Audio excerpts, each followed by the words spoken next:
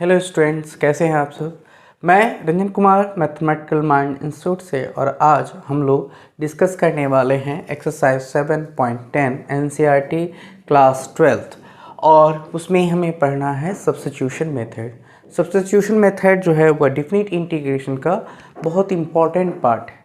और इसके बाद हम लोग प्रॉपर्टीज़ ऑफ डेफिनिट इंटीग्रेशन की प्रॉपर्टीज़ पढ़ेंगे। उसमें बहुत सारे 12 प्रॉपर्टीज़ हैं जिसका यूज़ करके कैसे हम ईज़िली इंटीग्रेट कर सकते हैं, उसके बारे में भी हम लोग डिस्कस करेंगे। लेकिन हम लोग सबसे पहला काम करेंगे डेफिनिट इंटीग्रेशन के सब्स्टिट्यूशन मेथड से। तो आइए चलते हैं सब्स्टिट्यूशन मेथड। तो सब्स्टिट्यूशन मेथड में क्या है कि हम लोग सबसे पहले सब्स्टिट्यूशन मेथड में एक कोई फंक्शन चूज़ करते हैं। जैसे मैंने ले लिया लेट एफ ऑफ जी ए, एक फंक्शन ले लिया, ठीक है। तो जी ए फंक्शन लिया और इसके अपर लिमिट लोअर लिमिट मैंने यहाँ पर ले रखा है जी ऑफ ए, सॉरी यहाँ से मैंने लिया जी एक्स, ओके। तो जब आप इसको इंटीग्रेट करेंगे तो क्या होगा, ये आप एक फंक्शन दूसरे फंक्शन के यहाँ पर टर्म में दे रखा है, ठीक है। तो यहाँ पर हमें सबसे पहले क्या करना होता है कि इस फंक्शन को आप यहाँ से जी एक्स को आप क्या मान लोगे, टी। फिर याद रखेगा कि स्टेप फर्स्ट में क्या होता है, step first choose function g x is equals to t. Now then differentiate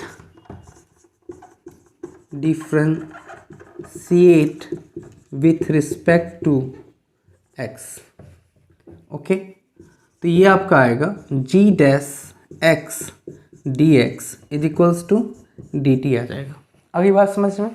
फिर सेकेंड स्टेप में आप क्या करेंगे, जब जी एक्स की वैल्यू यहाँ पर टी पुट करेंगे तो जी डैश, सॉरी यहाँ पर आप यहाँ पर g dash x d x दे रखा है, तो उसके जगह पे आप क्या पुट करेंगे, टी। लेकिन सब्स्टिट्यूशन मेथड की एक और ख़ासियत होती है कि जैसे हम लोग वहाँ पर जो हम लोग बेसिक डेफिनिट इंटीग्रेशन कर रहे थे, तो वहाँ पर सब्स्टिट्यूट तो कर रहे थे, लेकिन उसके साथ साथ हम लोग लिमिट का यूज़ नहीं कर रहे थे। लेकिन यहाँ पर हम लोग ये सीखेंगे कि जब हम सब्स्टिट्यूशन मेथड अप्लाई करेंगे तो हम सारे के सारे अपर लिमिट और लोअर लिमिट का जो वैल्यू है वह उसके अकॉर्डिंग हमें इसके अकॉर्डिंग कर लेंगे। मतलब हम इसकी लिमिट भी चेंज हो जाएगा। अगली बात समझ में, लोअर लिमिट की वैल्यू और अपर लिमिट की वैल्यू भी क्या हो जाएगा, चेंज हो जाएगा। जब इसकी वैल्यू चेंज हो जाएगी तो यहाँ पर इसके जो लोअर लिमिट है और अपर लिमिट है वह भी हमें चेंज करना होगा। तो आइए चलते हैं, यहाँ पर x है, x की वैल्यू पहले मैं यहाँ से चेंज, नेक्स्ट स्टेप में लिखेंगे आप स्टेप, ये आपका 2 हो गया और ये स्टेप आपका 3 हो गया, change the limit value of limit, okay. तो यहाँ पर g dash x is equals to क्या रखा है, टी। तो पहले आप लोअर लिमिट में रखें जी ए। देखिए जो x की वैल्यू होगी, यहाँ पर जो x है, x की वैल्यू क्या दे रखा है, a, तो इसकी जो t की वैल्यू क्या हो जाएगा, जी ए, ठीक है। सेकेंड दूसरा हमने इसको लोअर लिमिट के लिए किया, फिर आप इसको जी डैश एक्स अपर लिमिट के लिए करेंगे। ये आपका जो है वो अपर लिमिट, ये आपको मैंने बताया लोअर लिमिट के लिए, राइट। अब यहाँ पर आप अपर लिमिट के लिए देखेंगे, अपर लिमिट के लिए तो g और x की वैल्यू क्या है, b, तो यहाँ पर g भी आ जाएगा आपका लोअर लिमिट। मतलब t के रिस्पेक्ट में मैंने सारे को कर लिया है ना। तो यहाँ पर a के जगह पे ga पुट करेंगे, क्योंकि लिमिट अगर हम इसमें क्या होता है, सबको मैंने t के रिस्पेक्ट में कर लिया, चाहे वह लोअर लिमिट है, वो अपर लिमिट हो या फंक्शन हो, फंक्शन t के रिस्पेक्ट में हो गया। तब अब वहाँ पर सब्स्टिट्यूशन में t कोई वैल्यू पुट करने की ज़रूरत नहीं है, आप डायरेक्ट उसको इंटीग्रेट करके वैल्यू पुट कर सकते हैं। तो यहाँ पर आपको जो सॉल्यूशन देगा वो आपकी सॉल्यूशन क्या हो जाएगी, यहाँ पर मैं अपर लोअर लिमिट में जी ए लिखूँगा और यहाँ पर इसकी जो अपर लिमिट होगी वो आपका जी बी हो जाएगा। यानी इसके रिस्पेक्ट में हमने क्या किया, उसकी लिमिट को वैल्यू को चेंज कर दिया, है ना। तो ये आपका जी एक्स है और यहाँ पर g dash x d x है, राइट। तो यहाँ से इसका जी, इसकी वैल्यू क्या डालूंगा, एफ टी, और इसकी वैल्यू क्या डालूंगा, डी टी, और इसकी लिमिट भी वैल्यू क्या हो गया, चेंज हो गया। तब जब आप इसको इंटीग्रेट करेंगे तो ये आपका एफ टी आएगा, राइट।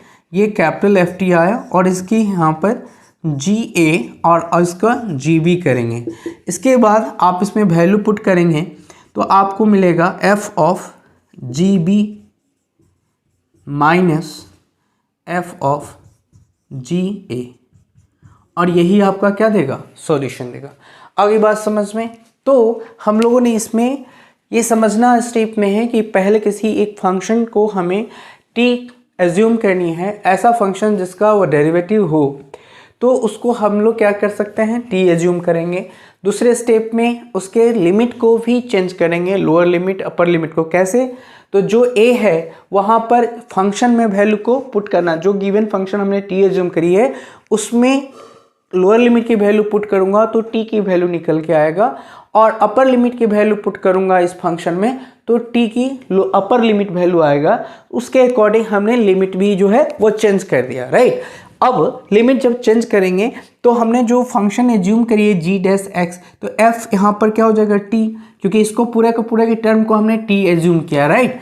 तो यहाँ पर मैंने इसको टी एज्यूम करी तो एफ टी लिख दिया। अच्छा, इसके बाद हमने डिफ्रेंशिएट करी इसको, तो g dash x d x आया, इसको वैल्यू हम लोगों ने डी टी लिया, राइट। तो यहाँ पर आपको जी डैश, इसको डिफ्रेंशिएट करेंगे तो इसकी जो डिफ्रेंशिएशन आएगी वो आएगा g dash x d x, और इसकी वैल्यू हमने डी टी, जैसे यहाँ पर हमने डिफ्रेंशिएट किया और इसकी वैल्यू हमने एक्स ये विथ रिस्पेक्ट टू डिफ्रेंशिएट किया तो g dash x d x is equals to D t आया, राइट। अब यहाँ पर हमने जो वैल्यू रख दिया तो ये हमारा कंसेप्ट है कि सब्स्टिट्यूशन मेथड को सॉल्व करने का क्या तरीका है, ठीक है ना। तो इसके बारे में हम लोग डिस्कस कर ले रहे हैं। तो आगे बात समझ में कि हम लोग को कैसे इसको सब्स्टिट्यूशन करने हैं, कैसे इसको सॉल्व करने हैं, यही एक तरीका है। अब हम लोग एनसीईआरटी के प्रॉब्लम को डिफरेंट टाइप्स के क्वेश्चंस को सब्स्टिट्यूशन मेथड से सॉल्व करने का प्रयास करेंगे। तो आइए चलते हैं एक्सरसाइज एनसीईआरटी एक्सरसाइज 7.10। ओके,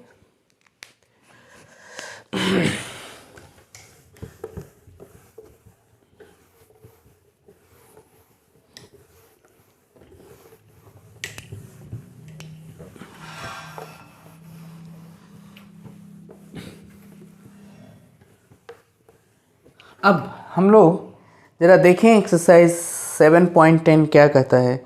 उसी के बेसिस पे हम लोग क्वेश्चंस को सॉल्व करेंगे और आपको बताएंगे। सबसे पहली बात कि हम लोग क्वेश्चन सॉल्व करेंगे जो इम्पॉर्टेंट है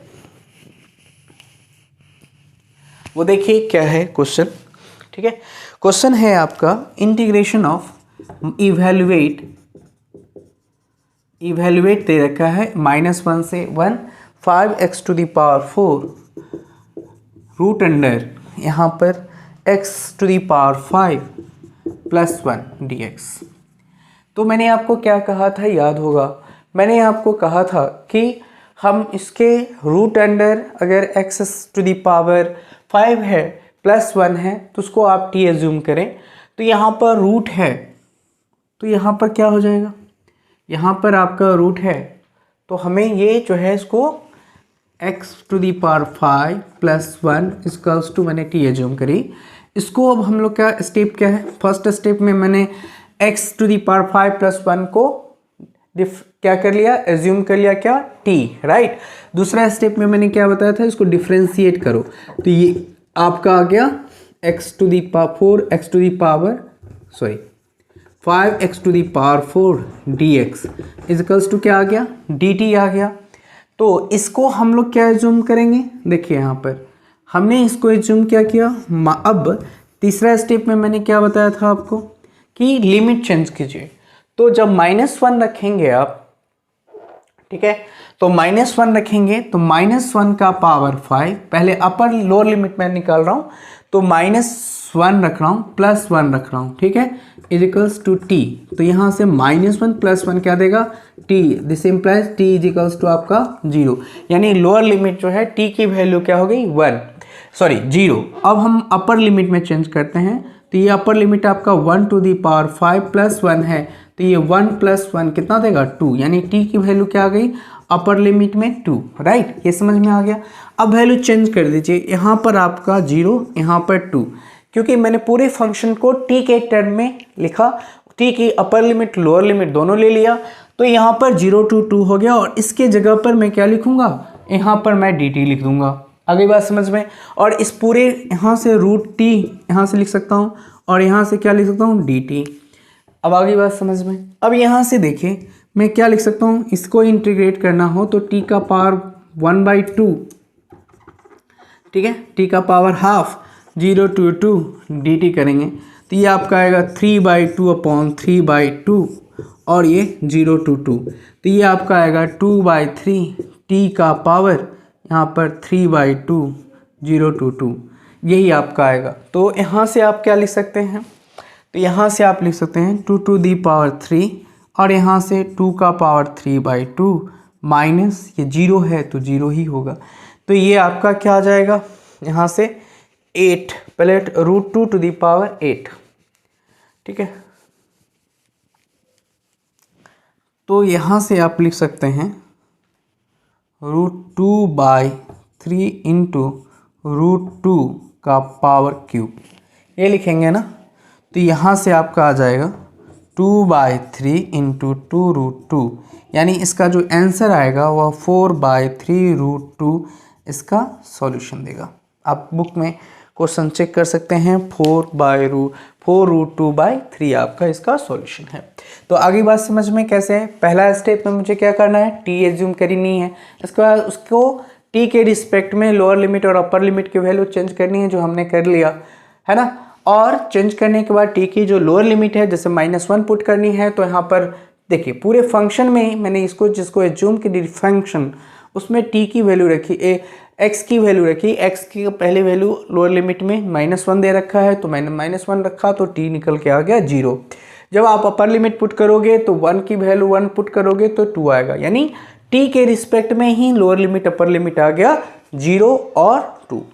फिर मैंने उसको इंटीग्रेट कर लिया है ना, वैल्यू रख करके इसको इंटीग्रेट कर लीजिए और आपका सॉल्यूशन निकल के आ जाएगा। तो ये बहुत इंपॉर्टेंट है, और अगर आपको समझ में आ गया हो तो और सारे क्वेश्चंस आप कर सकते हैं, लगा सकते हैं।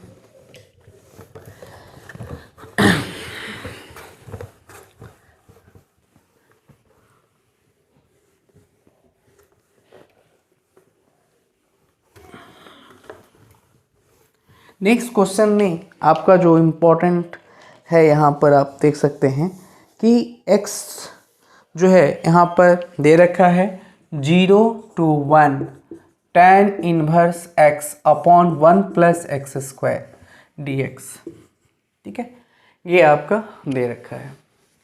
तो आपको पता है कि tan इनवर्स का डिफरेंशिएशन 1/x² होता है, राइट। तो सबसे पहला काम आप tan इनवर्स x = t लेंगे, तो 1 + 1 + x² dx = आपका dt आएगा। अब अगर आप 0 पुट करते हो यहाँ पर लोअर लिमिट में, ये आपका फर्स्ट स्टेप था, ये आपने सेकेंड स्टेप करी, फिर आप थर्ड स्टेप कर रहे हैं। थर्ड स्टेप में 0 पुट कीजिएगा, तो tan inverse 0 = t, tan inverse 0 क्या आएगा 0, तो t की वैल्यू 0 आ गई। अब इसमें हमने अपर लिमिट के पहले tan इनवर्स 1 पुट करेंगे, तो tan इनवर्स क्या होता है π/4, तो यहाँ पर आपका π/4 यहाँ से निकल गया, t = π/4, राइट। तो tan की वैल्यू 0 to π/4 लेनी है, तो यहाँ से आप लिख सकते हैं 0 to π/4, और इसकी वैल्यू हमने t रखी है, तो यहाँ पर dx, ठीक है, आ गया। क्योंकि इसका डेरिवेटिव हमें दे रखा है, तो पूरे टर्म को हमने यहाँ पर t dt ले लिया, तो मैं क्या लिख सकता हूँ, इसको पूरे टर्म को t एज्यूम करिए तो t dt, राइट। अब इसको हमने क्या लिखेंगे, इसका इंटीग्रेशन मैंने किया t² 0 to π/4, तो आंसर 1/2 यहाँ पर π² 16 -0 करेंगे तो आंसर क्या आएगा, π² 32, यही आपका आंसर देगा। यही आपका क्या आ गया, आंसर आ गया। ठीक है, तो ये बहुत इंपॉर्टेंट। आप चलिए हम लोग ये सारे क्वेश्चंस इजी है, हम लोग एक्सरसाइज 7.10 करते हैं और इसी के बेसिस पे हम लोग क्वेश्चंस को सॉल्व करेंगे। आगे बात समझ में, तो ये हम लोग एक्सरसाइज 7.10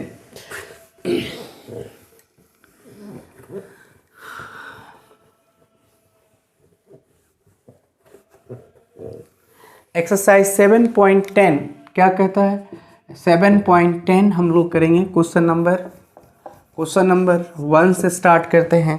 क्वेश्चन नंबर 1 क्या कहता है, 1/1 लोअर लिमिट 1 दे रखा है, upper limit 1 lower limit 0 x/x² + 1 0 to 1 x/x² + 1 dx।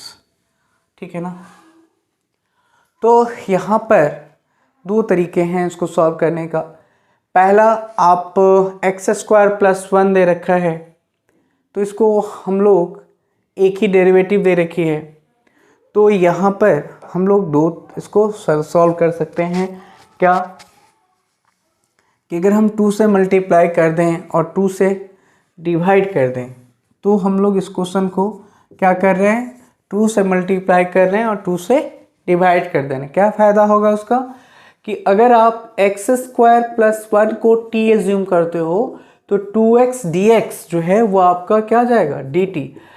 तो यहाँ पर के 2x और ये क्या आ जाएगा, आपका t आ जाएगा, राइट। तो यहाँ पर इसका डेरिवेटिव हमें मिल रहा है, तो यहाँ पर मैं 2 से मल्टीप्लाई 2 से डिवाइड करने पर इसकी डेरिवेटिव मुझे मिल रही है, यहाँ पर dt/t लिख सकता हूँ, राइट। अब यहाँ से क्या फ़ायदा होगा, इसकी लिमिट जो है वह 0 पुट करने पर 1 आएगा और इस पर अगर 1 कर रहा है तो 2 आएगा, राइट। ये हमारा आ जाएगा। तो हमें इसे अगर लोअर लिमिट में पुट करता हूँ t = 0 + 1, तो यहाँ पर क्यों ऐसा कर रहा हूँ, क्योंकि लोअर लिमिट क्या है, 0, तो 0 है तो 0 + 1 क्या आ जाएगा, 1। तो एक लोअर लिमिट कितना आया, 1। अपर लिमिट में मैं पुट कर रहा हूँ, यहाँ से आप इसको थोड़ा सा x² + 1, तो 0² + 1 करेंगे 1 आएगा, और t = x² + 1 1 पुट कर रहे हो तो 1² + 1, तो 1 + 1 आपका 2 आ गया। अब यहाँ पर 1/2 0 to 2 कर रहा हूँ, ठीक है। आगे बात समझ में। अब मुझे क्या करनी है, यहाँ पर मैं dt/t रख सकता हूँ और ये हम लोग क्या करेंगे, इसका इंटीग्रेशन, तो ये इसका जो इंटीग्रेशन आएगा log t आएगा, राइट।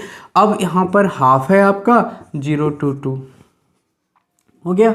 अब यहाँ से इसका सॉल्यूशन क्या देगा, आपको अच्छी तरह से पता है कि इसका सॉल्यूशन 1/2 को मैं अगर बाहर रखता हूँ तो यहाँ पर log 2 - log 0 ये देगा। log 0 की वैल्यू क्या होती है, 1। तो यहाँ पर आप लिख सकते हो 1/2 log 2 - 1, ठीक है। तो इसके सॉल्यूशन यही आएगा, log 2 - 1, हाफ log 2 - 1 इसके जो होंगे वो आपका सॉल्यूशन देगा, ठीक है। यही आपका जो है वो सॉल्यूशन होगा। आप चेक कर सकते हैं 7.10 एक्सरसाइज, वही हाफ log 2 log 0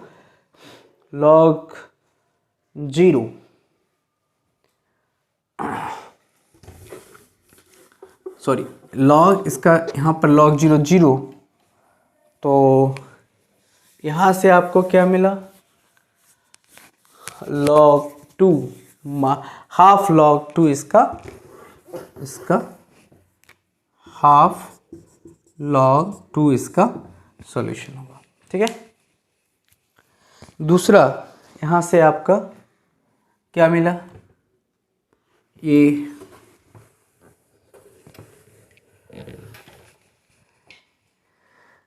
दूसरा क्वेश्चन है यहाँ पर 0 to π/2 0 to π/2 sin phi into cos to the power 5 phi d phi।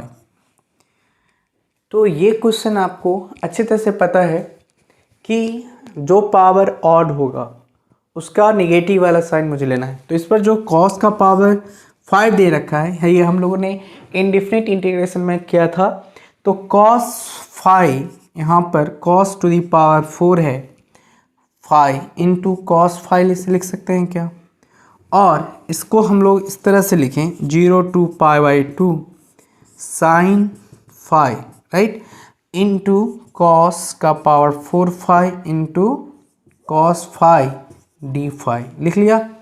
अब हमें क्या करना है, इसको इसके उल्टा याद रखें कि साइन लेट, अब मैं एज्यूम कर रहा हूँ, ठीक है, sine 5 is equals to T assume करूँगा तो यहाँ पर क्या देगा cos 5 d 5 is equals to D T देगा। तो यहाँ से यहाँ तक के टर्म को मैंने डी टी लिख लिया। तो यहाँ हमें क्या देगा सॉल्यूशन, ये आपको पता है।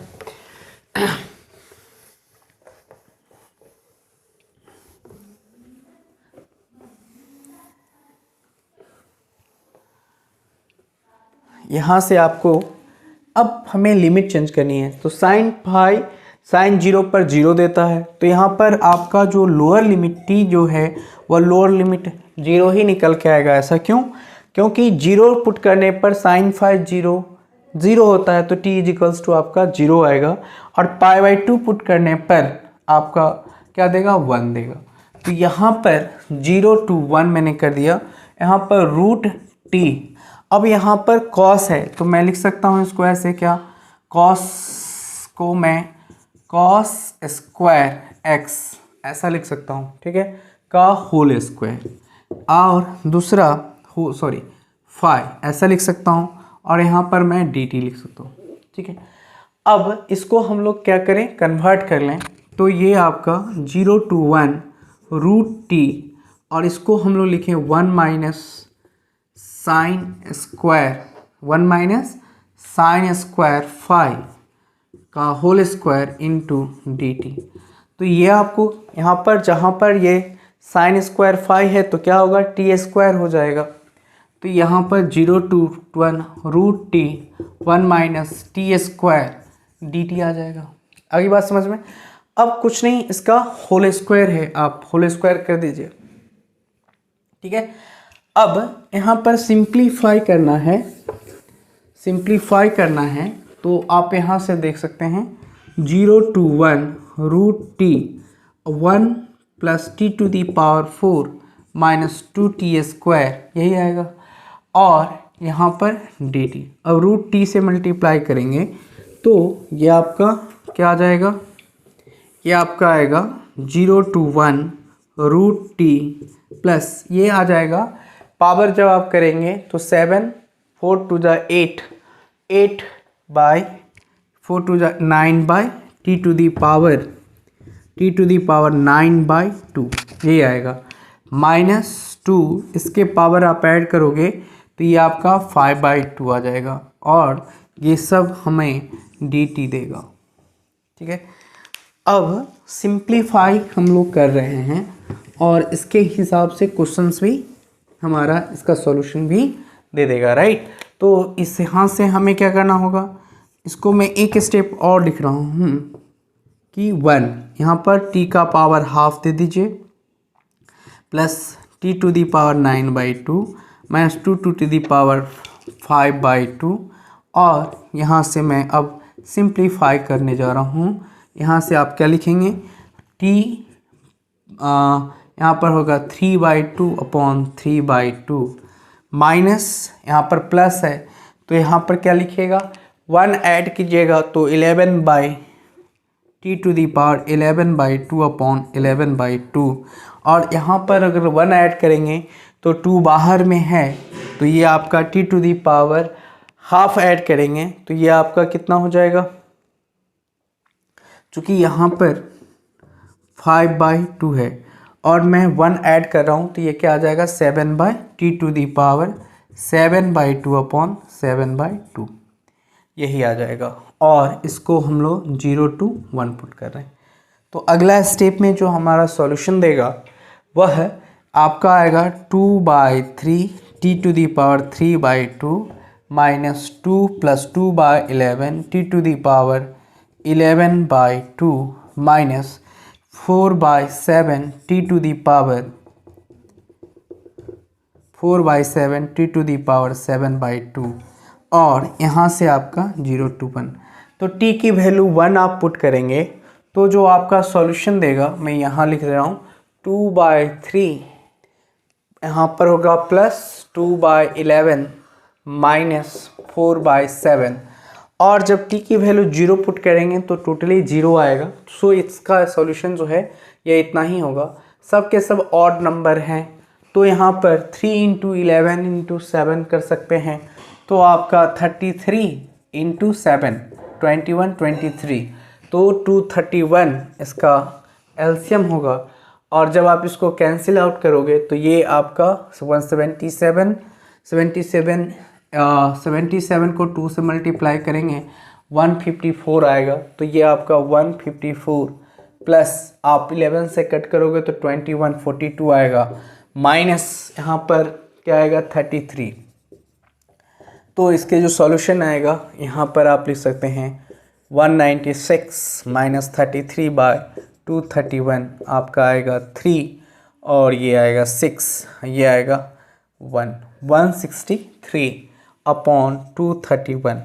अब यहाँ देख सकते हैं कि 3 के टेबल से ये कैंसिल नहीं होगा और यहाँ पर आप यही इसका आप जो है वह सॉल्यूशन लिख सकते हैं। ठीक है, तो यही आपका क्या होगा 19 से भी नहीं करेगा तो ये आपका क्या हो गया सॉल्यूशन दे गया।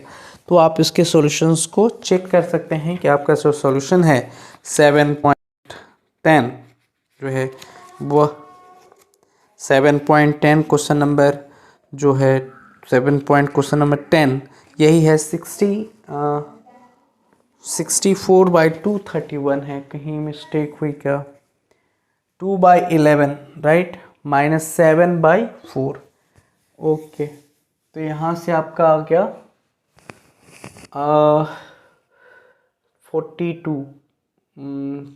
42 और ये आपका आएगा 154 7 से कटा तो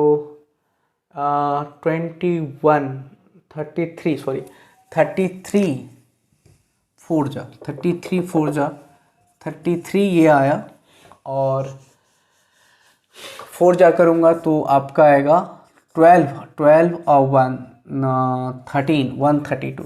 132 तो 132 इसमें से आप माइनस करेंगे तो आपका आ जाएगा 64। यही आपका क्या दिया सॉल्यूशन दिया। तो यही हमारा क्या है सॉल्यूशन देगा। तो आगे बात समझ में कि क्वेश्चन नंबर 2 कैसे बनानी है। अब क्वेश्चन नंबर 3 जो है वो भी इम्पॉर्टेंट है लेकिन उसमें कुछ हमें चेंज करना पड़ेगा क्योंकि हम लोग जानते हैं कि sin 2 theta is equals to हम लोग लिखते हैं क्या लिखते हैं 2x/1 + x², यानी ये जो आता है वह tan थीटा से आता है। यानी sin 2 थीटा को हम 2 tan θ/1 + tan² थीटा लिखते हैं। तो ये क्वेश्चन भी हम लोग आसानी से सॉल्व कर सकते हैं। आगे बात समझ में। ये क्वेश्चन आप लोगों को समझ में आया, थोड़ा सा बड़ा है, लेंदी है इसलिए क्योंकि यहाँ पर ऑड पावर है, एज्यूम करना है, फिर टी की वैल्यू कैलकुलेट करनी है। तो ये जो है आपको इसके थ्रू आप जो है इसके सॉल्यूशंस को फाइंड कर सकते हैं। अब हम लोग क्वेश्चन नंबर जो है वो 3 करेंगे और 3 भी इजी है थोड़ा सा। तो यहाँ से हम लोग 3 सॉल्व कैसे करेंगे। तो यहाँ पर दे रखा है sine inverse 0 to 1 sine inverse 2x + 1 + x², right मैट dx। तो यहाँ पर यहाँ से लिख सकता हूँ लेट x = थीटा, मतलब कि हम लोग यहाँ पर x = tan थीटा एज्यूम करें, tan थीटा। तो यहाँ से क्या आ जाएगा 0 to 1 साइन इन्वर्स, यहाँ से आ जाएगा आपका 2 tan θ/1 + tan² थीटा। और इसको एज्यूम करेंगे तो डी एक्स इजकल्स टू क्या आएगा, sec square theta d theta, यही आएगा ना, d x equals to sec square theta d theta. तो यहाँ से लिख सकता हूँ sec square theta d theta. अब यहाँ से हम लोग क्या लिख सकते हैं, यहाँ से हम लोग, हाँ और एक चीज़ और, जब x इजकल्स टू 0 पुट करेंगे तो tan क्या हो जाएगा, tan थीटा इजकल्स टू 0 हो जाएगा, ठीक है। और यहाँ पर जो है वो x इजकल्स टू आप यहाँ पर 0 पुट करेंगे, tan 0 तो यहाँ 1 पुट करेंगे तो tan इनवर्स आपका क्या आएगा, tan थीटा इजकल्स टू आपका यहाँ पर थीटा इजकल्स टू 0 हो जाएगा और यहाँ पर थीटा इजकल्स टू π/4 हो जाएगा। तो 0 to π/4 मैं यहाँ से लगा सकता हूँ, और साइन इन्वर्स यहाँ से मैं लिख सकता हूँ साइन 2 थीटा, क्योंकि 2 tan theta upon 1 plus tan square theta sine 2 theta होता है, तो मैंने यहाँ पर डायरेक्ट 2 थीटा पुट करी है, ठीक है। अब यहाँ पर sec square theta d theta, आगे बात समझ में। तो अब आपको सॉल्व करने में आसानी होगा, क्यों होगा, तो यहाँ पर आप इसको कैंसिल आउट कर सकते हो, 0 to π/4 2 theta into sec square theta d theta, ठीक है ना। और थीटा की वैल्यू यहाँ से हम लोग एज्यूम कर सकते हैं, यहाँ पर ये जो वैल्यू आया हम लोगों का वो आया क्या आया, अब यहाँ पर हमने जो एज्यूम की है सेक स्क्वायर थीटा को हम लोग एज यूजुअल हम लोग रख सकते हैं। थीटा के वैल्यू जब चेंज कर दिया तो ट्रिग्मेटिक फंक्शन जो है हमारा, इसको हम लोग सेक स्क्वायर थीटा का जो इंटीग्रेशन होता है वो आपका, तो हम लोग बाय पार्ट से इसको सॉल्व कर सकते हैं। कैसे, देखिए 2 थीटा तो फर्स्ट फंक्शन हो गया, ये हमारा सेकेंड फंक्शन हो गया, तो यहाँ से मैं लिख सकता हूँ 2 थीटा, इस 2 को बाहर आप निकाल सकते हैं, ठीक है, 2 को बाहर निकाल सकते हैं, तो आपका आएगा 2 थीटा सेक थीटा का आपका इंटीग्रेशन करेंगे तो tan थीटा आ जाएगा, राइट, tan थीटा आ जाएगा माइनस, और इसका जो हम लिखेंगे वैल्यू 0 to π/4 माइनस इसका आप 2 यहाँ से 2 मैंने पहले ही बाहर इसका 2 निकाल दिया है, तो आपका ये आया, ठीक है। अब यहाँ पर tan थीटा का जो tan theta by theta into integration में आ जाएगा आपका यहाँ पर sec square theta d theta, और इसको हम लोग करेंगे तो आ जाएगा डी थीटा, और ये 0 to π/4 ये आ गया। अब यहाँ से आप आसानी से क्वेश्चन सॉल्व कर सकते हैं, कैसे, तो यहाँ पर 2 यहाँ पर थीटा tan थीटा, और ये आपका आ गया 0 to π/4, राइट, माइनस कर रहा हूँ तो ये 1 आ गया, और यहाँ से मैं लिख सकता हूँ integration of 0 to π/4 tan theta d theta, ये इसका हमारा इंटीग्रेशन होगा। तो इसका हम लोग लिख सकते हैं 2 theta tan theta tan theta 0 to π/4 minus इसका आप लिख सकते हैं log cos थीटा, और ये आपका आएगा 0 to π/4, ठीक है, 0 to π/4 ये आपका हो गया। अब यहाँ पर आप थीटा के वैल्यू पहले π/4 पुट करेंगे तो ये आपका आएगा π/4, यही आएगा, 0 पर 0 दे देगा। आगे बढ़ते हैं हम लोग, तो इस कर्ली में इस ब्रैकेट में क्या पुट करूँगा, यहाँ से मैं इसमें फिर से एक कर्ली ब्रैकेट लगा रहा हूँ, तो log π/4 का वैल्यू 1/√2, तो log 1/√2 cos 0 का 1, तो ये हो गया 0, ठीक है। तो इसका आंसर आएगा आपका 2 से कैंसिल हो जाएगा, तो आपका होगा π/2 माइनस, और ये 2 इससे मल्टीप्लाई होगा तो 2 मैं इसके अंदर ले जाऊंगा तो √2 हो जाएगा, तो log 1, तो इसकी वैल्यू हो जाएगी log √2। यही इसका आपका सॉल्यूशन देगा, π/2 माइनस log 2, यही आपका क्या देगा, सॉल्यूशन देगा। आप देख सकते हैं सॉल्यूशन